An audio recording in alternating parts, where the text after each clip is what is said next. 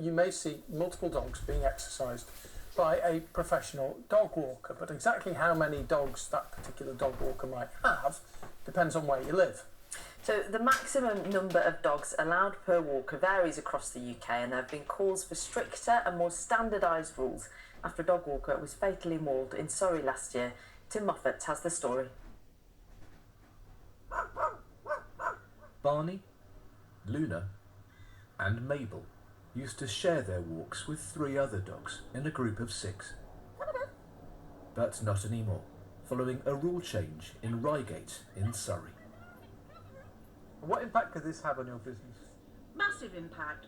Will I be here next year? I don't know, and that's the upsetting thing for me, because I've worked so hard and I do everything right and I pay my taxes and I look after my dogs beautifully. They've just smashed that. Reigate and Banstead Borough Council has followed many other places in limiting the number of dogs that can be walked at any one time to 4. A professional dog walker, Karen says she's now having to say no to owners whose dogs need walking whilst they're at work. Karen says a third of her business has gone. It's just ridiculous. You know, there are some towns with no limits. There are some towns with a lot more limits than us. You know, where is this coming from? Where's their evidence? And what I fear the most is that our lovely dog world is being misrepresented wrongly. Last year, professional dog walker Natasha Johnston died following a vicious dog attack whilst walking 8 dogs. It happened near Caterham, about 10 miles away from Reigate. The coroner in Natasha's case has expressed concern about the lack of national regulation to control dogs and has said he'll be providing a prevention of future deaths report to the Home Secretary. There is no one specific licence that is legally required in order to be a professional dog walker in the UK. Parks and councils often have their own rules and regulations, which typically vary from place to place. It's quite a confusing picture, isn't it? Yeah, absolutely. I think it is, and I think that's one of the big reasons that the RSPCA has been calling for national regulation of dog walking. And what would be the maximum number of dogs? The RSPCA and many other organisations would recommend 4 dogs to be walked together as the maximum. We think it just becomes more tricky and challenging the more dogs you've got. You need to be able to keep them under control at all times, and also to make sure that they have a fun and an enriching experience.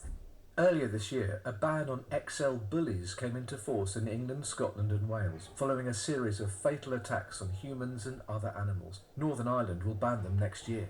But animal experts believe that with walks, the breed of dog isn't typically the main issue. It's about the individual dogs. It's going to be their personality and their temperament. Some dogs who have had the really good upbringing and opportunities to be socialised as a puppy and are really friendly with other dogs and people are likely to be a bit easier to walk in a group.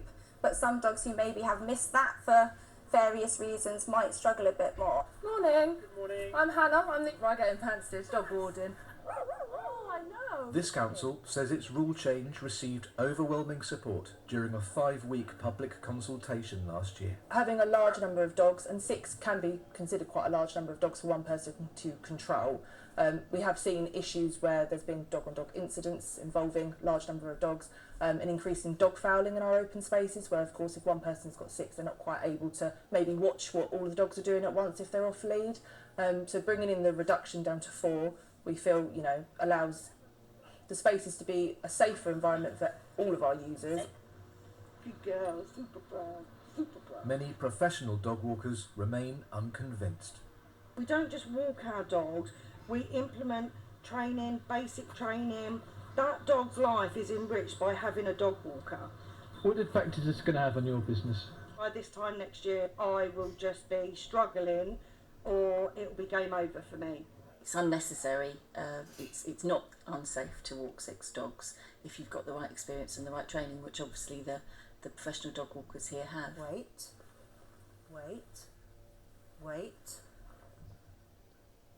I'm just so angry to think that people think that we're not good at what we do, because here we are. Karen says she'd welcome new laws to regulate her industry, because right now she thinks the rules are inconsistent and unfair. Tim Moffat, BBC News.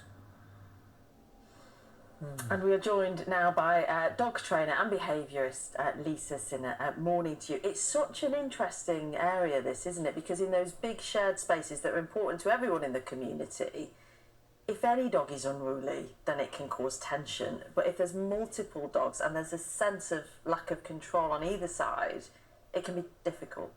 Yeah, absolutely. It's a really hard job, dog walking. You know, a dog can react for different reasons. They could be in pain. Temperament plays a part. You know, redirected aggression can occur if a dog's on the lead and feels frustrated. So it's not an easy job. You know, I've seen someone walking 30 dogs once, and I just think that's really irresponsible. It's really difficult, though, isn't it? Because somebody's Angela emailed in to say, I think the law needs to change, but the difficulty is walking 6 Dachshunds is not the same as walking 6 Dobermans. So how do you apply common sense when dogs are so different? Yeah, I mean, obviously, you know, if it's a bigger dog, depending on their bite inhibition, a bigger dog can, you know, bite more severely. It doesn't mean to say that a smaller dog can't bite. And quite often, smaller dogs have to shout a lot louder. They can show signs on the ladder of aggression, like licking their lip or yawning, or higher up, growling, snapping. But sometimes people don't take it as seriously because it's a smaller dog. It doesn't mean that they can't bite. That's my kind of bugbear, because I've got a Labrador, and if he does it, then it's scary. Yeah. But if a little dog does it, and little dogs do it quite a lot, don't they? People just go, oh, you know. But it's the same, similar behaviour, presumably. Yeah, obviously, you know, if you're picking up that Dachshund and putting them in the car, they could bite, you know, your arm. You know, if a child's sitting on the sofa with a smaller dog and that stress is accumulated or it's in pain, you know, there's lots of different factors. Do you think there needs to be legislation? Yeah, absolutely, because at the moment there is none, which means anyone can call themselves a dog walker or a dog trainer and behaviourist even, which means that they won't have had any training in pet first aid, you know, emergency procedures, risk assessment, dog body language. It's a bit of a free-for-all, unfortunately, at the moment. What do you make about Reigate and Banstead Council's borough-wide rule limiting it dog walker to 4 dogs? I think that's sensible, but I think obviously there needs to be more understanding that it's not just the amount of dogs you walk. You know, they need to have regular training, you know, understand different dogs, have they had any bad experiences. So walking a certain number of dogs, yes, that will go one step, but there needs to be teeth to it as well. There needs to be other factors at play. Adele's a professional dog walker. She's in Falkirk. She emailed in and said, I'd welcome some sort of regulation to cap the number of dogs we can walk at any one time. I've witnessed dog walkers on their phones not paying full attention. The degree of competency varies greatly.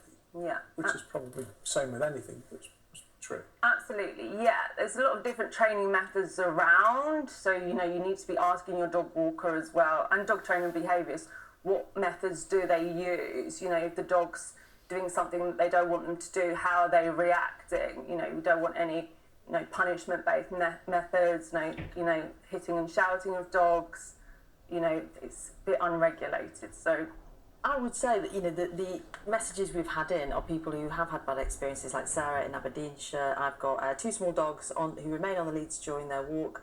On a few occasions, I've encountered a professional dog walker with 5 dogs off a lead. I couldn't get them back quick enough to stop the pack descending on my 2, who are often very intimidating. I mean, if I had a dog and I wanted to give it to a walker if I was going on holiday or during the day, is there any bit of paperwork I could seek? Is there any qualification, or is it just that conversation you just talked about checking their methods? There's nothing beyond that at the moment. Yeah, I mean, I'd be asking the insurance what understanding they have of dog body language. Have they got pet first aid kit? You know, vet details. You know, vet them. Be asking those key questions. You know, the same way you would, you know, if your child was going to a nursery, what kind of backup plans they have if they become sick. You know, how would the person looking after their dog have the handover notes? You know, really be aware of that. Yeah. Hopefully regulation will come. Thank you so much. Really interesting. Thank you. It's 8:27 now, Morning Live.